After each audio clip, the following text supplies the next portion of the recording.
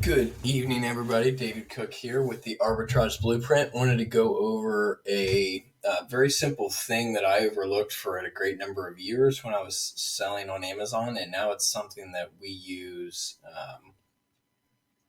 pretty regularly. Actually, all the time. Every new listing that we have on any platform has some theme, which I'm about to talk about. So in Amazon, when you go to list a product, the SKU is an optional box for you to use.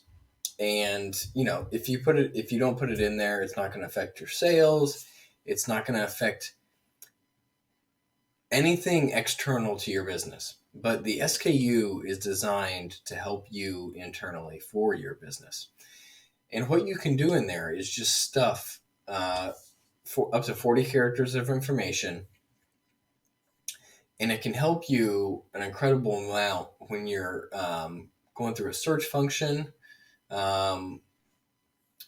or if you're looking at your sales and online. All these things I'm about to show you are going to,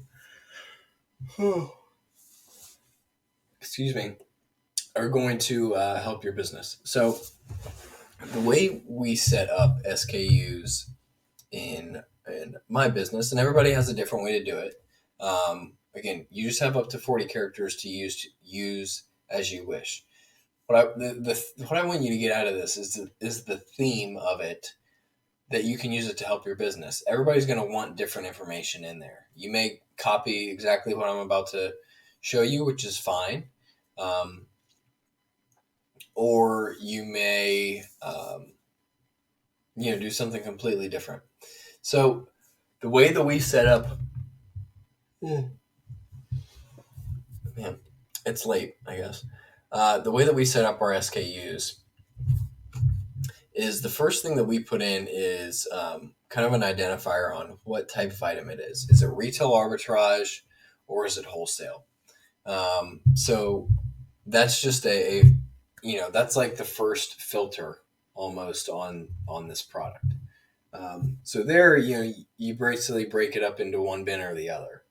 So if I wanted to go through my entire RA listing or wholesale listing, I can just click in those two little letters, WS or RA, and it'll pull up all of those.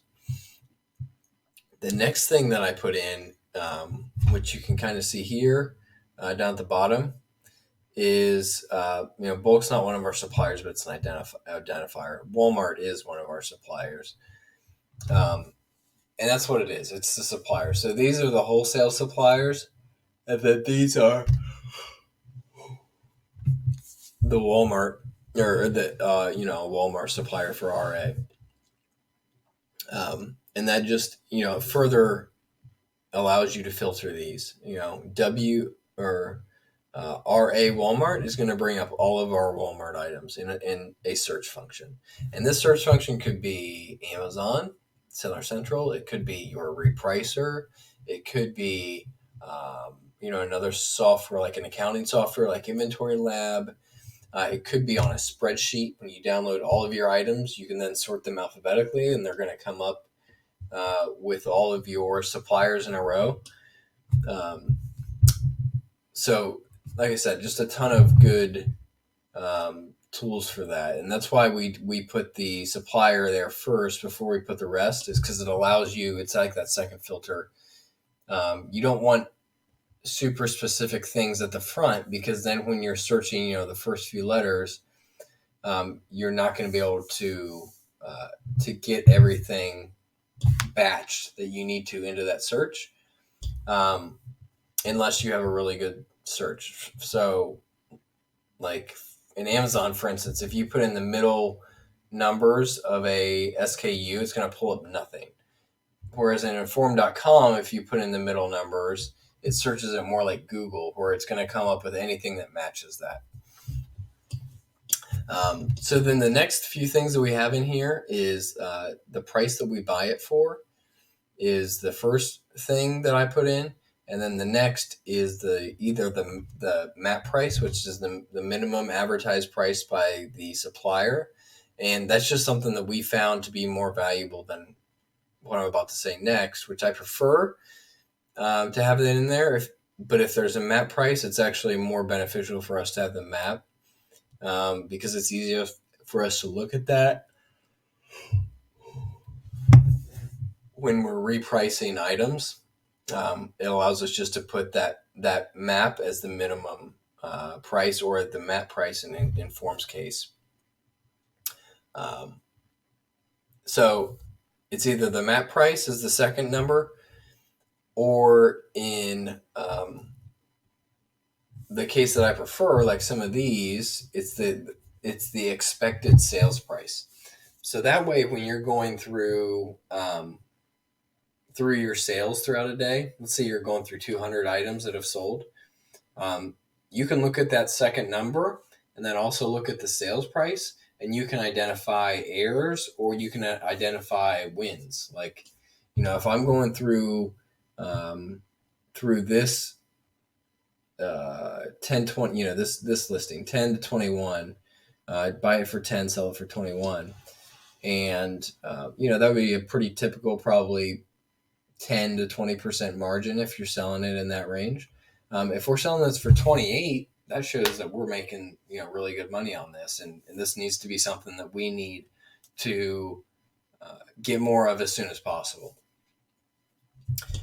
And then you could also see, like, if you're buying it for 10 and this number says 21 and for some reason you're selling it for 13, it allows you to catch those errors really, really quickly, just by having all those numbers right in front of you, because either something's wrong with the way you priced it or your repricer or so forth.